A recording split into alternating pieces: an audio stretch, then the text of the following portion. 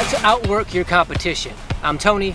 Welcome back to Streetball Strategies. I do what everyone can. I'm taking the stage, changing the game, all with the pen in my hand. No problem with making a statement, or putting the rubber to pavement. I'm running the race, I'm raising the stakes, cause I got a hunger for greatness. Today we're talking about how to outwork any of your competition and what it means to do so. Keep in mind, this channel can be applicable to any basketball player, but it is intended for those of us, myself definitely included, who I consider myself to have less basketball talent than the average basketball player I come across. Yet and still, I want to become the best basketball player I can possibly be. And in doing so, I'm hoping to have the kind of success where I can compete with any basketball player I come across. But because my talent is probably less than theirs, to me, throughout my entire 25+ year basketball playing career, the best chance to give myself in order to be able to compete with them was that I had to outwork them. They were just naturally better than me.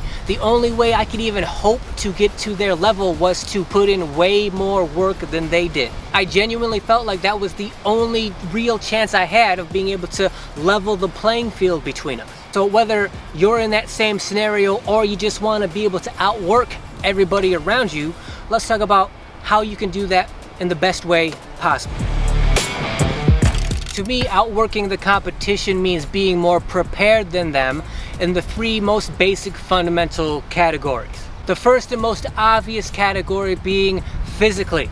It's the most obvious because when people think about outworking their competition, what they think about is putting in more physical work, more physical volume than everyone else. One of my favorite players of all time, Kobe Bryant, was notorious for this. The whole idea is you physically train more than everyone else around you so that not only if you're below them physically, it helps you to close the gap with them, but over time, because you're putting in so much more volume of physical work than them, it's inevitable that you get on their same level and eventually surpass them, and then now there's a bigger gap that's lengthening because of how much work you're putting in compared to them. So I won't spend much time on the physical aspect of outworking your competition because that's pretty obvious, and that's usually most players, especially newer, younger players, go to when it comes to trying to outwork their competition. A note that I will give you about physically trying to outwork everybody though is try not to waste your time. Try not to be too repetitive. You have a ceiling for how good you can get at a certain skill or ability in any given part and process of your career. At some point, you're going to practice so much in terms of physically and the volume you're putting in, you're going to be hitting that ceiling. For example, if shooting 1,000 shots a day is where you hit that ceiling, if you go on and you shoot 2,000, 3,000 shots more that day, you're not really going to be making any more progress because you've already hit that ceiling. You probably need to stay at that 1,000 shots per day limit because for the next few months, because you just happen to be in a part of your career where you're not to the point where shooting 2,000 shots per day would help you yet. You're just not there. You haven't evolved to that, be it physically or mentally, or you're just not ready to be to that point yet. Don't do too much repetition of something that's going to end up wasting your time when you're not ready for it. Try to find your optimal ceiling for whatever skill or ability you're working on. Hit that ceiling and then move on to something else. More is better, but there is definitely an invisible line where if you go past that, you're not really making any more progress. You're just being repetitive and thus wasting your time. You got to find that for yourself, for your game, and then know that over time that's going to change and you're going to have to adjust. The second category for outworking your opponents is mentally, right? So what we're talking about when we're talking about outworking your opponents mentally is just having a better understanding of the game than everyone else around you. Most players, especially casual players, think to themselves, I don't really need to study the game. It'll just sort of come to me when I get on the court. I'll deal with whatever happens when I get out here. I'm sort of already mentally prepared for whatever's going to happen out here. And to me, that's perfectly fine.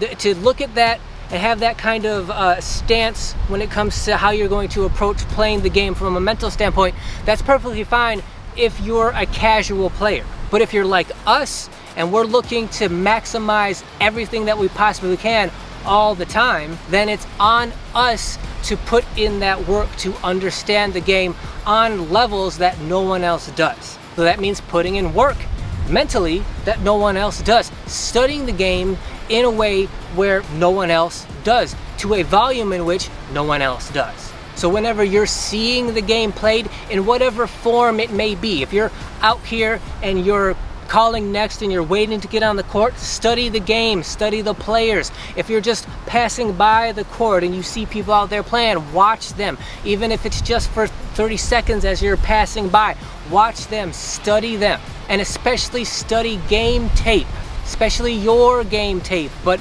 any game tape, high school, college, NBA, whatever it may be. Try to understand what's going on, how and why it's happening.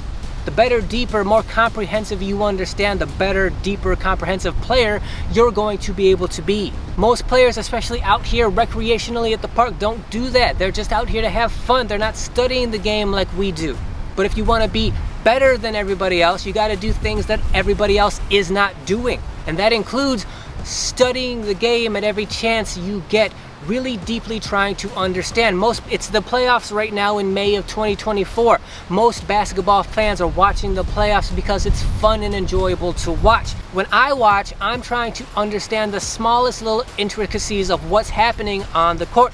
One, because I want to understand and I want to have the most comprehensive understanding I could possibly have, and two, just because it's fun for me to do so. It's fun for me to have that understanding. It's fun for me to understand things that no one else does, even if no one else cares, but because I care, it's fun to me. And you can definitely take studying even further. Like, I have read every possible basketball biography or books about basketball strategy, books by and about basketball coaches, notable NBA basketball, any basketball coach in basketball history. I think I've read at least 85% of all of those kind of coaching books that have ever been written. And yes, while that's kind of a flex, it's not really something I'm bragging about, because again, I felt like I really had no choice. If I wanted to understand the game, that was one of the only ways at the time, pre-internet, before you could study the game every day on a sort of visual, watching game tape kind of level. Back in the 90s, when all you had was books that were written about and by basketball coaches about basketball strategy, that's all I had at my disposal to try to kind of close that gap between me and the average players out here. So be open-minded, think outside the box when it comes to studying and learning the game. What can you watch? What can you read? What can you learn that the other players around you are not doing? If you want to outwork your opponents, you also have to do it from a mental standpoint, and that's one of the best ways you can go about doing it.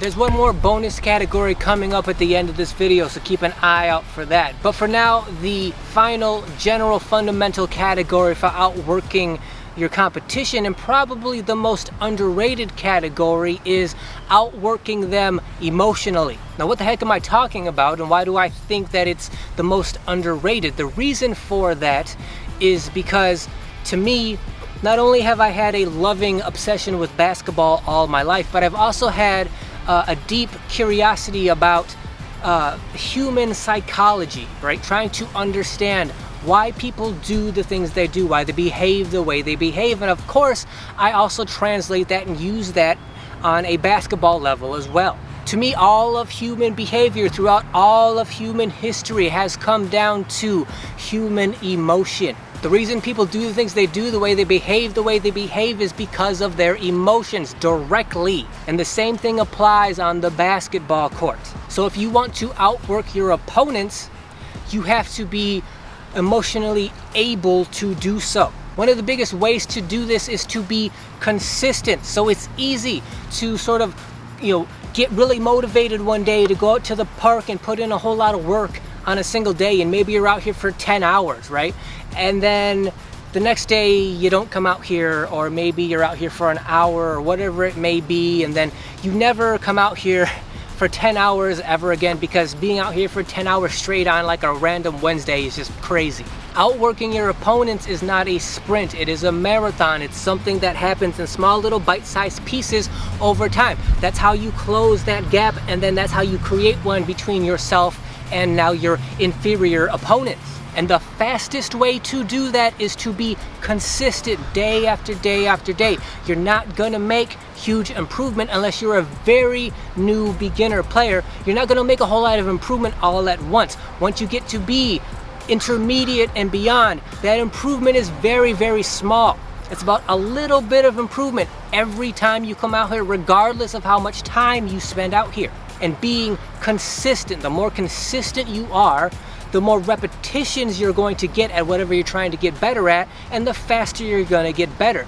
But being consistent is difficult, because part of being consistent means you have to be motivated and inspired to get out here and put in that work, put in that repetition, put in that time, day after day, session after session, whether you're by yourself or not, whether the weather's good or not, whether you're tired, whether you're sick, whether you're injured. To be able to be consistent and put in that work consistently, you need the right motivation, you need the right inspiration, and you can't have that if you are not right emotionally. A lot of players out here fall off, or they never get as good as they could, especially as fast as they could, because their motivation, their inspiration is always so much up and down all the time. They really only come out here to train and practice, work out, drill, all of that when they feel like it. That's where outworking your competition from an emotional level comes in. You have to figure out how to stay motivated. Some of us are going to be better than that than others. Like, we're just going to sort of naturally have the kind of personality where we just want to be out here all the time. But then others, right, they still want to be the best basketball player they can. They just aren't, they don't have that sort of natural, inborn kind of motivation. But they still need to have the consistency that they're looking for to get to where they're going. So they have to dig. They have to do the emotional homework to figure out, how do you stay motivated? How do you stay consistent? So if you want to outwork everyone else around you, you got to be more consistent than everyone else around you. And in order to do that, you have to have the emotional work put in that no one else does. Maybe the best piece of advice I could give you when it comes to outworking your competition is know your limits. Don't overdo it. Burnout is a real thing, and it is probably the biggest obstacle you're going to face when it comes to trying to outwork your competition. You need to find your limits for all of the 3 categories that I just listed. You may not think that burnout is a real thing, or that it applies to you. Like you're like, I'll never get burnt out physically because I love being on the court, I love playing, whatever it may be. You may think it doesn't apply to you, but it does. If you actually are genuinely trying as much and the best and the hardest you can to get the best you can to outwork everyone around you, you're putting in so much work all the time, of course burnout can happen to you. Not only can it happen, it's going to happen. It should happen. It needs to happen. That's part of the process. It happens to everyone who decides to go down that path. It is a necessary evil of working that hard. So how do you know if you're burnt out? Well, here's the deal. If you're not making progress anymore, or barely making any at all, and you find yourself fatigued in any of those 3 categories, you're probably close to, if not burnt out. If and when you get to the point where you feel like, I don't really feel like practicing today, or I don't really feel like studying today. And one of the main reasons for that is because I don't really feel like I've made much progress in the last month or however long it's been. That will happen to you at some point, multiple points. When it does, you are probably burnt out. When you're burnt out, what you need to do is take a step back, rest, relax, recover. And I get it, you're trying to make as much progress you can as quickly as you can, and you think if you take a step back, if you rest, relax, recover, if you take a break, that's time that's going to be wasted. That's time that you could be using to get better. But ask yourself and be real. How is that working for you? Like over the last month, when you've barely made any progress, and time after time, session after session, you're getting more bored, more complacent, more fatigued. You don't really feel like putting in the work that you used to love and look forward to every day. How is that working for you right now currently? It's not. Why? Because you're burned out. So take a break, relax, step away, take a week off from whatever's stressing you out, whatever you're fatigued and burnt out from. Maybe it's one category, maybe it's all three, maybe it's a combination. Whatever it is, take a break. Think about it in terms of you've earned that fatigue, you've earned that burnout because you've been putting in the work that nobody else has. You've been outworking everybody. You've earned this rest, you've earned this break. During that break, do whatever you need to do to sort of decompress and relax and make yourself feel fresh again in whatever category you're burnt out in. How long that break should be is up to you, and it's dependent on how bad your burnout is. Maybe it's a few days, maybe it's a couple weeks, maybe a little bit more. Don't be afraid of that break being a little too long. It's better that it's too long than it's too short. I know you're gonna worry about when you come back to the court, are you going to be where you were in terms of your progress, or are you going to regress? The truth of the matter is you're probably going to regress a little bit, not as much as you think, not as much as you're fearing or anxious about. But yes, of course there's going to be some regression. Of course there is. That's natural and it's fine, because once you get back out here, you don't come back and go 100 miles an hour, right? You don't come back out here and go as hard as you can like you were doing before all of that fatigue set in. When you come back, you slowly work your way back to where you were, slowly progressing back to where you were. It's gonna, if you feel like you're going at 100% right away, you're going too fast. You're just gonna accumulate a whole bunch of fatigue again, way faster than you did last time. Come back slowly, progressively work yourself back up to where you were, and that's going to take longer than you would like it to, but you're going to be able to get back to where you were relatively quickly. You're not going to lose much. Anything you lose, you're going to gain relatively quickly, and that fatigue is going to be gone, and it's probably going to stay away for at least as long this time as it did last time. Ideally, that sort of period of time where you can put in that super hard work and accumulate that fatigue to the point where you're starting to burn out, ideally over time that period of time gets longer and longer. So when you do burn out, it's fine to take the time off, and it's fine to come back slowly and work to where you were. But take burnout seriously and treat it as necessary as it needs to be treated. So I want to thank you guys for watching. If you like this video, if you found it helpful, if you think it's going to help you be able to outwork your competition better than you ever have before, then please subscribe to the channel. And let us know your best strategies for being able to outwork your competition down in the comments. But before you comment, make sure you hit that thanks button down below, because when you do that, any comment you make is not only going to be highlighted and stand out from everybody else, but it also directly supports the channel. So for anybody that hits that thanks button, know I genuinely appreciate it.